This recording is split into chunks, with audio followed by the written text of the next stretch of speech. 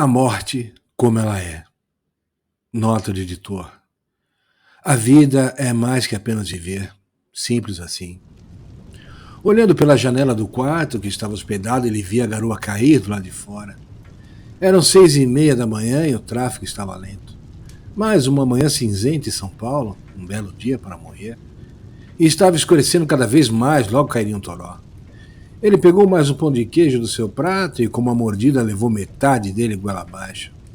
Será que ele morreria engasgado? Não. Não era assim que ele tinha que morrer. Não foi esse o acordo. Então, como dizem, antes de morrer, a vida de Nelson Júnior passou inteiramente diante de seus olhos. Começou com a memória mais antiga que sua mente conseguia puxar. Ele estava no colo de sua mãe, com uma mamadeira em sua boca, estava mamando e sonolento. Ele sentia o sono batendo. Quando fechou os olhos e os reabriu, a visão seguinte foi da mãe trocando suas fraldas. Mas algumas visões de bebê seguiam. Quem passasse por Nelson no restaurante do Ibis Barra Funda não imaginaria que ele estava tendo seus últimos momentos de vida. Ele apenas parecia recostado num banco, observando o movimento da rua pela janela. Depois de lembrar que teve uma infância ótima, as visões de sua adolescência doeram fundo. Primeiro ele viu sua coleção de jogos do Atari 2600 no armário. Depois veio a lembrança do primeiro beijo em sua primeira namorada Andréa. Depois disso, o uso de cigarros Marlboro escondido com seu amigo André. Foi aí que a vida começou a desandar. Seguiram-se visões de sua namorada indo embora por causa do vício e do início do uso de entorpecentes. Era fácil colocar a culpa por ele ter largado os estudos nas drogas, mas a verdade era que a culpa era dele mesmo, ele exagerou. Depois veio as lembranças da fase adulta. Um propagandista médico, aqueles caras que andam com aquelas malas enormes e entram na sua frente na hora da consulta. Promovido a gerente de produtos na sua cidade, depois transferido para as outras. Viu quando atendeu o celular e era sua irmã dizendo que seu pai havia morrido de hepatite com pneumonia em Ponta Grossa, no Paraná, com apenas 46 anos. Lembrou da dor e do vazio e de como tinha se distanciado por causa de seu casamento com apenas 15 anos de idade. Lembrou-se de quando foi para a cidade que seu pai morreu com apenas a roupa do corpo, saindo direto do seu trabalho no laboratório Axê para o funeral, onde chegou a tempo de impedir que fechassem o caixão e pegou seu irmão caçula Johnny no colo, que por ser um bebê o confundiu com seu pai falecido. Viu o enterro e muitas pessoas que gostavam de seu pai, mas não gostavam dele.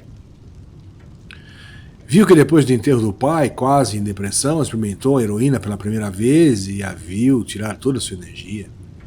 As visões de Nelson tentando largar as drogas foram dolorosas, ele sentiu cada abstinência, cada dor por falta da droga, mesmo que estivesse há 4 anos sem usar nada, só cigarros Marlboro. Então chegou a vez de saber que sua mãe morreu. Ele estava longe dela, que deixou de ter contato com ele após seu casamento aos 15 anos, que ela foi totalmente contra. Ele engravidou a namorada Patrícia e, diferente do que os moleques faziam na época, resolveu assumir a criança e se casar. Contrariada, sua mãe falou: "Você morreu para mim, não me procure nunca mais." E assim ela o abortou em vida e nunca mais falou com ele, sequer conheceu seus netos. Ela morreu dormindo após o almoço com suas amigas na Chapada dos Guimarães.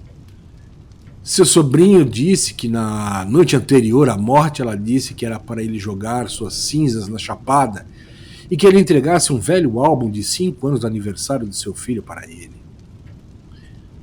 Este álbum estava guardado há anos em um baú na sua casa. As visões de sua redenção. Ele largou as drogas de vez e prometeu para a mãe ter um resto de vida digna, mas ele não parou de fumar. E para não ter que usar mais drogas, ele mergulhou de cabeça nos cigarros e o câncer de pulmão foi ligeiro e silencioso. Mas não seria o câncer de pulmão que o mataria.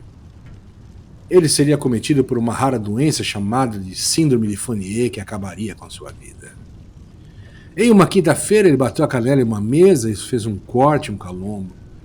No mesmo dia, ele sentiu um caroço surgir em sua virilha. Por trabalhar com medicamentos a vida toda, ele se diagnosticou achando que aquilo era uma íngua, tomou um comprimido de nisolida e achou que tudo estava bem.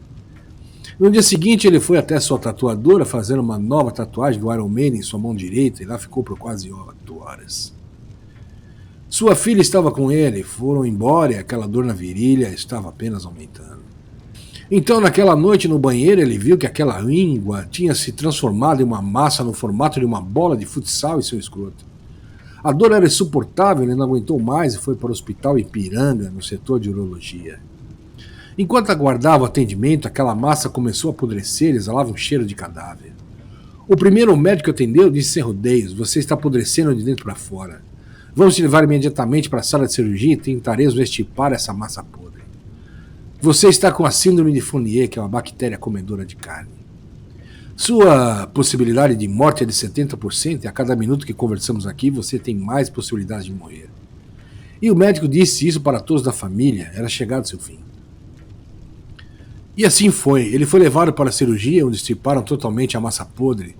O que sobrou foram seus testículos pendurados para fora do corpo. Ele não tinha mais a bolsa escrotal e por pouco não perdeu o pênis. Durante toda a cirurgia ele esteve acordado, pois era arriscado dar uma anestesia geral. E o cirurgião não poupou de narrar todo aquele procedimento. Foram 4 horas de cirurgia e uma massa podre de 2 quilos retirada de seu corpo. Após o término, o cirurgião disse que agora teria que aguardar as próximas 48 horas e que o risco de morte era de 50%. Bastava uma infecção hospitalar e sua vida chegaria ao fim. A situação era tão delicada que mesmo em um hospital público o colocaram em um quarto isolado.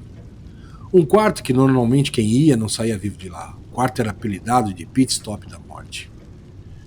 Ao ser colocado no quarto, com antibióticos sendo aplicados diretamente em sua jugular, pois não tinha nenhuma veia em condições, ele viu com um canto de olho um vulto que parecia estar esfregando as mãos e apenas esperando para levar a sua alma. Em um ato de desespero, ele se levantou da cama, foi se arrastando até o banheiro, olhou para o espelho e usou o sangue que saía de seu curativo na ponta dos dedos para fazer um pentagrama invertido. Nelson fitou o pentagrama até que sua visão e sua mente se concentrassem somente naquilo. Sem pensar 2 vezes, ele disse: "Quero fazer um acordo." Parou, esperando algo. Nada. "Antes de me levar, quero dizer aos meus pais que os amo. Não quero que eles tenham como última imagem um filho inútil e sem rumo." Quando terminou de falar, o espelho trincou, depois despedaçou-se. Nelson soube naquele instante que o acordo fora selado, e naquela manhã escura, no refeitório, suas visões chegaram até aquele momento e ele acordou. À sua frente, seu pai e sua mãe sorrindo na flor da idade, na melhor época de suas vidas. O pai afastou a refeição inacabada do filho para o lado, passou a mão sobre a mesa e pegou no braço do filho.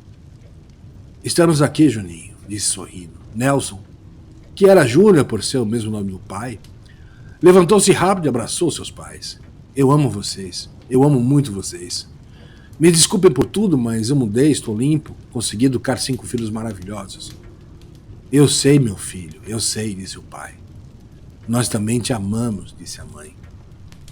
Os pais beijaram bastante o filho e Nelson retribuiu os beijos, o abraçou forte e sentiu o cheiro deles o mais que pôde. Pela primeira vez depois da morte da mãe, não ouviu o som do sino que surgia sempre que lembrava dela em sua mente. Depois disso foi a hora da morte chegar. Nada de capuz preto, esqueleto, coisa do tipo. Era uma mulher jovem, bonita, de cabelos longos e vestia um terninho. Ela segurava em sua mão esquerda uma prancheta. "Nelson, o senhor tem que me acompanhar." Ele virou um segundo e seus pais não estavam mais lá. "O pacto foi cumprido. Eles terão uma ótima lembrança de você e seus 5 filhos ficarão bem", disse a morte. Nelson a acompanhou. Quem passava pelo refeitório no hotel daquela manhã viu um homem forte, bem vestido, que havia dormido enquanto olhava pela janela. Mas, mais tarde, enquanto punham o almoço, os funcionários que tentaram acordá-lo descobriram que ele estava morto. Seus filhos ainda não sabem sobre a morte de Nelson, pois naquela altura da vida ele estava mais uma vez longe de casa, longe de tudo. Nota final. Se você tem a sorte de ter seus pais vivos, aproveite cada segundo com eles, pois você nunca saberá quando será o último deles entre nós.